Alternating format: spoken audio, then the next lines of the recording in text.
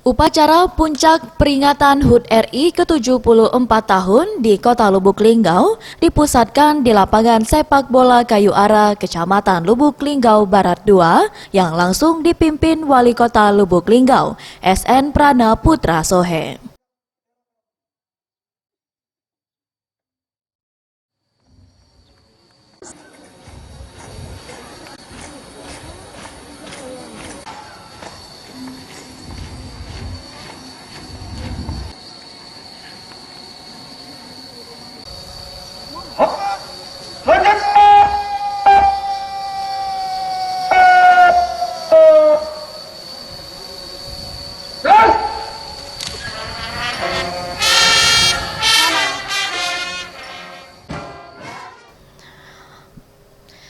Usai pelaksanaan upacara HUT RI, rangkaian acara dilanjutkan dengan ziarah tabur bunga para pahlawan dan pejuang kemerdekaan di Makam Pahlawan Kesatria Bukit Sulap, Kota Lubuk Linggau.